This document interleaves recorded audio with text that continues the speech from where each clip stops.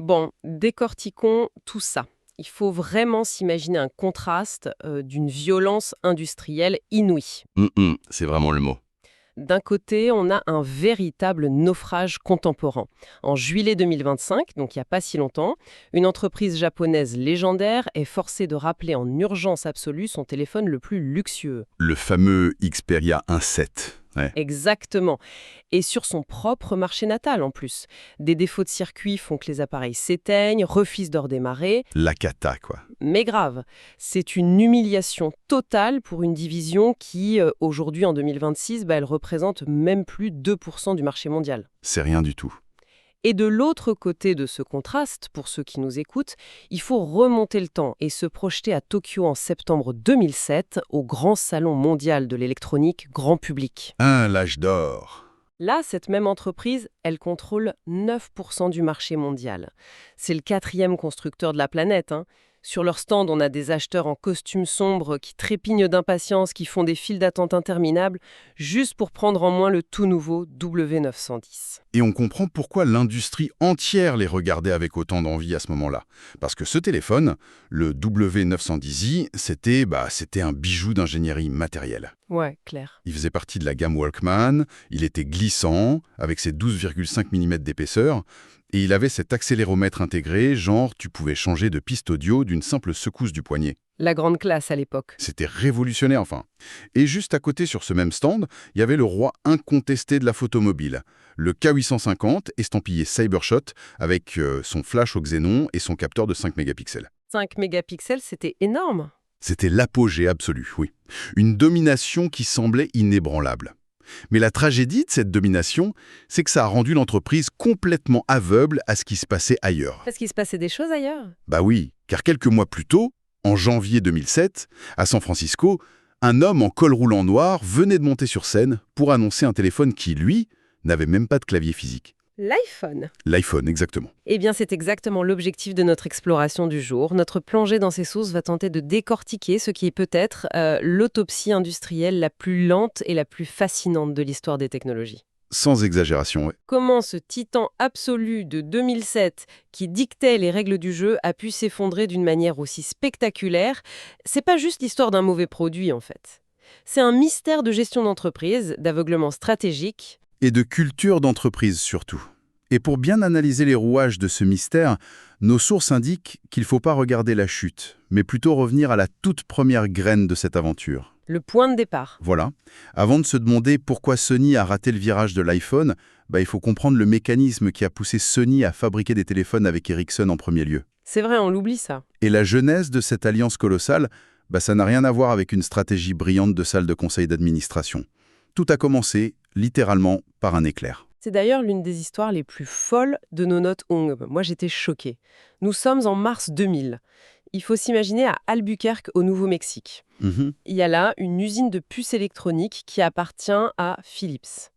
Et un orage éclate, la foudre s'abat sur l'usine.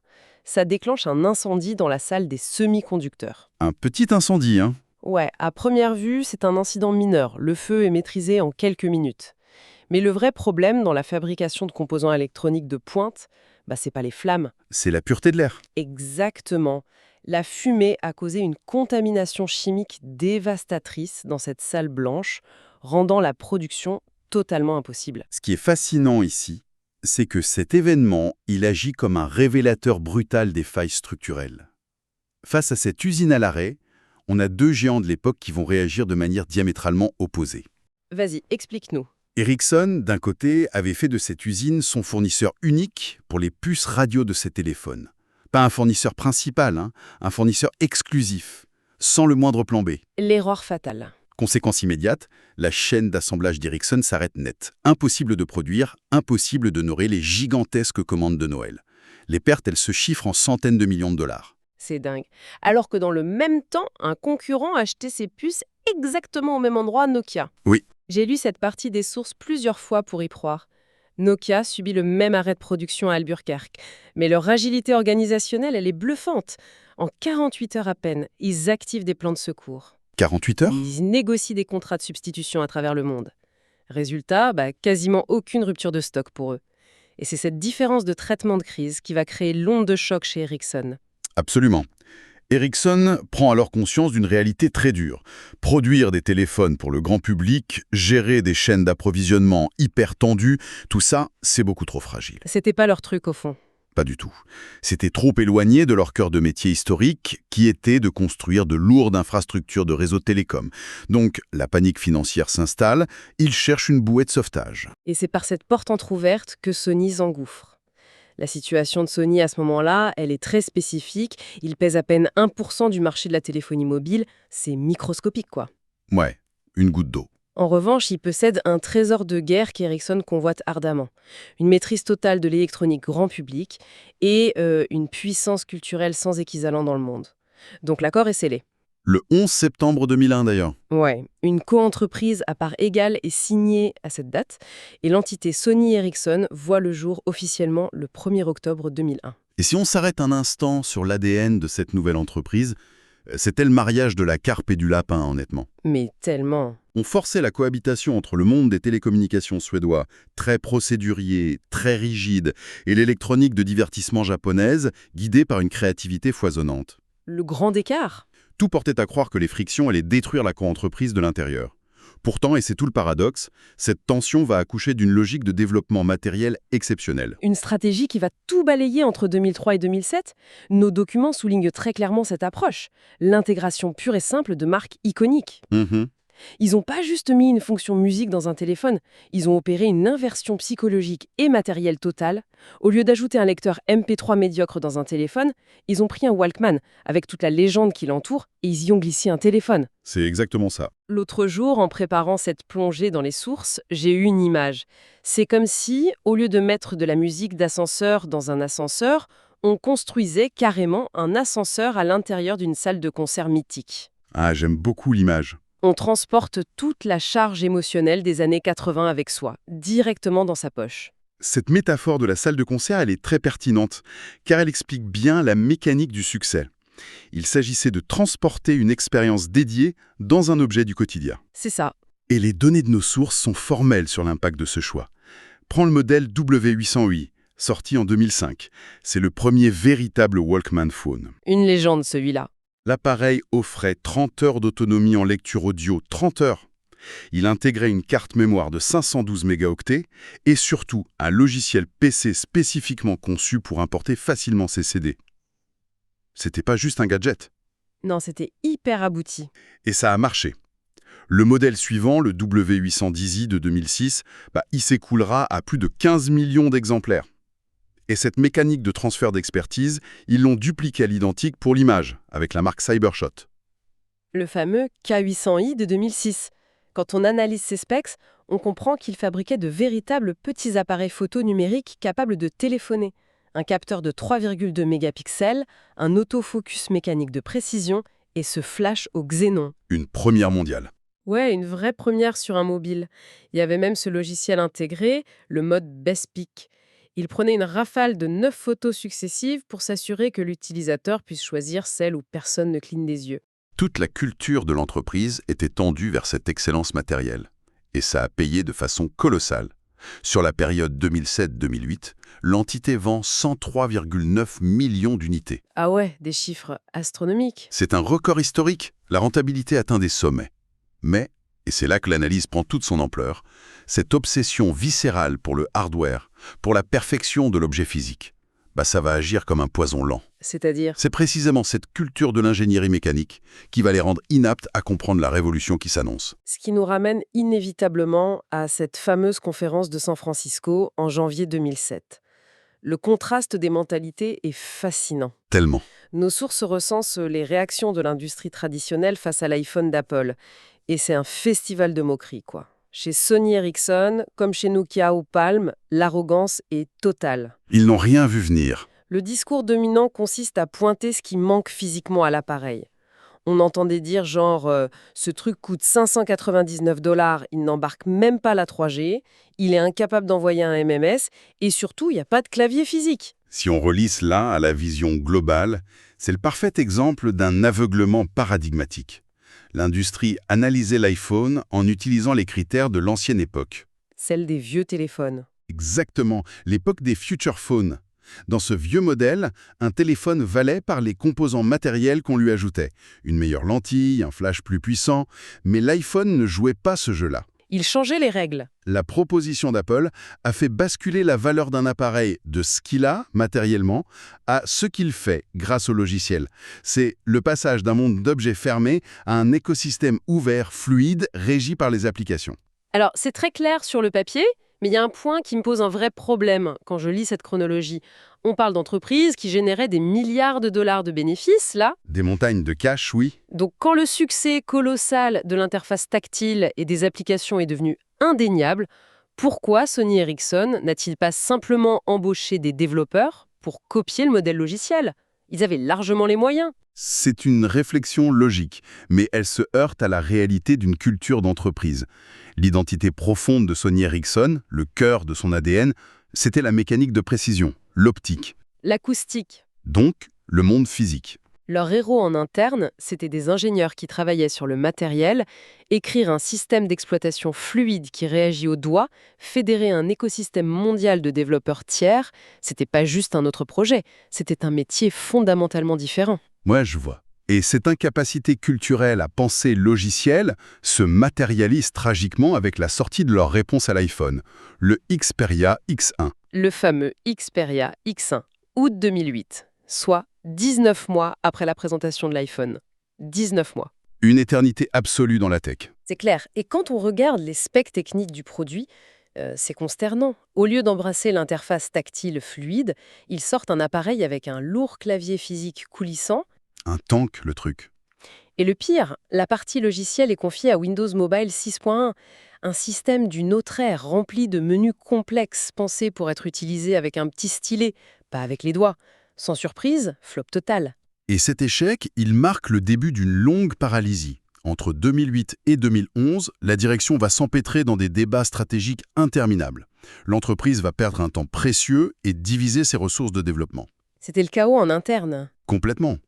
Alors que des concurrents comme Samsung comprennent très vite l'urgence et misent tout sur Android dès 2010 avec la gamme Galaxy, Sony Ericsson s'éparpille de manière irrationnelle. Ils essayaient tout en même temps. Ils concevaient en parallèle des téléphones sous Symbian, l'ancien système de Nokia, d'autres sous Windows et d'autres encore sous des versions souvent incomplètes d'Android. Une dispersion totale des forces. Et la conséquence de ce naufrage sur le front des logiciels, c'est la rupture. Ericsson, devant ce désastre stratégique, décide de quitter le navire. Et on les comprend. En février 2012, Sony débourse 1,47 milliard de dollars pour racheter l'intégralité des parts de son partenaire suédois. Le mariage est dissous. Sony se retrouve seul maître à bord d'une division mobile qui, honnêtement, prend l'eau de toutes parts. Et la première initiative de Sony pour sauver les meubles, ce sera la stratégie One Sony. Sur le papier, l'ambition était super logique. Il fallait faire converger toutes les forces technologiques de l'immense conglomérat japonais dans un seul produit. Rassembler les talents, quoi. Intégrer la brillance des écrans de télévision Bravia, la sensibilité des capteurs photo Exmor et la qualité sonore des Walkman. Le tout sous Android. Le fruit de ça, c'est le Xperia Z, lancé en 2013. Je me souviens des détails de ce modèle dans nos sources. Ils avaient instauré ce qu'ils appelaient le design omnibalance, une esthétique de la symétrie parfaite, avec des panneaux de verre, et une véritable prouesse d'ingénierie puisqu'il était totalement étanche. C'était un très bel objet. Et pendant un court instant, la sauce semble prendre. En 2014, les ventes remontent et atteignent la barre des 40 millions d'unités vendues. On pourrait presque crier victoire. Presque, oui. Mais c'est là qu'il faut absolument comparer ces chiffres à la réalité globale du marché de 2014. Pendant que Sony vend péniblement ses 40 millions de smartphones, Samsung en écoule 295 millions sur la même année. Le fossé est immense. Apple, de son côté, en vend 169 millions. Les 40 millions de Sony, ça pèse plus que 3% du marché mondial. C'est un plafond de verre. Et dès l'année suivante, la dégringolade commence. Une chute vertigineuse de 80% des parts de marché en quelques années. Pour décrypter l'ampleur de cette chute libre, l'analyse détaillée de nos sources permet d'isoler 3 mécanismes de défaillance systémique. 3 failles béantes dans la stratégie post-2012. La première faille, moi, elle m'a particulièrement frappée, c'est leur politique tarifaire. Il y a un entêtement irrationnel dans leur refus de s'adapter à la réalité économique. Sony s'est toujours vu comme une marque prestigieuse, haut de gamme. Mhm. Et ils ont catégoriquement refusé de baisser le prix de leurs terminaux pour aller se battre sur l'entrée du milieu de gamme. Le problème, c'est qu'ils n'avaient pas la puissance d'attraction logicielle d'un Apple pour justifier des prix exorbitants. Exact. En laissant un vide béant sur les prix accessibles, notamment dans les pays émergents, ils ont déroulé le tapis rouge à des constructeurs comme Xiaomi ou Oppo qui ont aspiré des centaines de millions d'utilisateurs. C'est une erreur de positionnement fatale. La deuxième grande faille, elle réside dans la structure même de Sony, les fameux silos organisationnels. En théorie, l'empire Sony avait tout pour écraser Apple. Tout à fait. Ils avaient PlayStation, le catalogue Sony Music, Sony Pictures pour le cinéma. Mais dans la réalité, ces divisions, c'étaient des forteresses indépendantes. Les batailles politiques empêchaient toute véritable synergie. Chacun dans son coin, quoi. Le triomphe de la PlayStation n'a presque jamais servi à propulser la division mobile. Cette intégration verticale, magique, qu'Apple a réussi, Sony a été organiquement incapable de la reproduire. Et la troisième faille vient boucler la boucle de leurs erreurs originelles. L'héritage de la coentreprise. Les tendances évoluaient à la vitesse de l'éclair dans les années 2010. En quelques semaines, un nouveau format s'imposait. Et Sony ne suivait pas. Non, parce que l'habitude d'avoir dû valider chaque décision à deux pendant des années avait complètement ankylosé le système. Les sources mentionnent 5 changements de direction en l'espace de 10 ans. Les décisions prenaient des mois entiers. Ce qui nous amène, logiquement, à l'année 2016. C'est l'année de la capitulation. Sony annonce très officiellement renoncer à la course aux volumes mondiaux. Un aveu d'échec cuisant. Totalement. Et c'est en analysant les conséquences de cet abandon qu'on arrive à la situation actuelle en ce mois de mai 2026. L'Xperia ne ressemble plus à rien de connu sur le marché. Et c'est là que ça devient vraiment intéressant. L'entreprise est passée d'un produit destiné aux masses à ce qu'on pourrait qualifier de niche de survie premium. Aujourd'hui, un téléphone Xperia, ça cible un public d'une étroitesse incroyable. Les créateurs, les audiophiles. C'est ça. Par exemple, c'est l'un des tout derniers téléphones haut de gamme de l'industrie entière à encore intégrer une prise casque classique, le port jack 3,5 mm sur son Xperia 1. Mais le revers de la médaille, c'est l'effondrement des volumes. Ça fait mal. Les chiffres sont brutaux. En 2023, sur leur propre territoire au Japon, un marché de 30 millions de téléphones par an, ils n'ont réussi à en vendre qu'1 million. Un seul petit million. Ce qui rend le désastre de l'été 2025 d'autant plus cruel d'ailleurs. Ah oui, le fameux rappel. Devoir suspendre publiquement les ventes de son téléphone le plus abouti, l'Xperia 1.7, à cause de simples circuits défectueux, c'est la honte absolue. À une époque où les concurrents se battent à coups d'IA générative, échouer sur la fiabilité matérielle de base, c'est le chant du cygne. Et pourtant, c'est ça le plus fou dans toute cette histoire. Malgré des parts de marché fantomatiques de moins de 2%, malgré les humiliations publiques, malgré le fait qu'ils publient même plus leurs propres chiffres de vente, Sony continue d'en fabriquer. Eh oui. C'est la question que je me posais sans cesse en lisant les sources. Pourquoi s'obstiner à garder cette division sous perfusion ? Et c'est là que réside la véritable clé de lecture de ce dossier, le aha moment. La réponse ne se trouve absolument pas dans le nombre de téléphones vendus. La valeur de la division mobile aujourd'hui, elle est cachée dans la R&D d'un composant très précis, les capteurs photographiques. Les capteurs Exmor. Exactement. En réalité, Sony utilise ses propres téléphones Xperia, non plus comme des produits de consommation, mais comme des laboratoires vivants. Attends, vraiment ? Oui. Ils testent et affinent leur technologie optique sur cette minuscule base d'utilisateurs pour ensuite revendre ces composantes de pointe à prix d'or à la concurrence. Attends, il faut vraiment insister là-dessus pour notre audience. L'Xperia n'est qu'un cheval de Troie. C'est une vitrine technologique déguisée. Ces capteurs photo mis au point dans les laboratoires Xperia finissent par équiper les véritables maîtres du marché. Ils sont revendus à Apple, à Samsung. C'est dingue, hein ? Donc, d'une certaine manière, la division mobile de Sony ne sert plus qu'à financer et consolider la domination mondiale absolue de l'entreprise sur le marché hyper lucratif des composants photo. C'est un pivot industriel incroyable. Réduire ses ambitions grand public pour devenir le fournisseur incontournable de ceux qui t'ont battu. Fallait le faire. Alors, qu'est-ce que tout cela signifie pour ceux qui nous écoutent ? Quand on rassemble tous les morceaux, la leçon est sévère. C'est l'histoire de la mort de l'ambition, en fait. Complètement. C'est la démonstration implacable qu'avoir le meilleur matériel du monde, l'objet le plus parfaitement conçu, ça sert strictement à rien si on ne comprend pas que le terrain de jeu est devenu immatériel. Le logiciel. C'est un avertissement retentissant. Pour n'importe quelle entreprise qui travaille dans une industrie en mutation, oui. Et ça, c'est une réflexion essentielle. Et c'est une conclusion qui nous pousse inévitablement à regarder notre époque avec un œil différent. En cette année 2026, l'industrie tech est de nouveau en plein bouleversement avec la révolution de l'intelligence artificielle. C'est vrai que l'histoire bégaye un peu. Si un géant absolu du hardware de 2007 a pu être réduit à un simple fournisseur de capteurs parce qu'il n'a pas vu venir la révolution logicielle, quelles entreprises technologiques qui dominent aujourd'hui sont en train de creuser leur propre tombe en ignorant leurs angles morts face à la vague de l'IA en 2026 ? Une question qu'on ferait bien de tous garder en tête.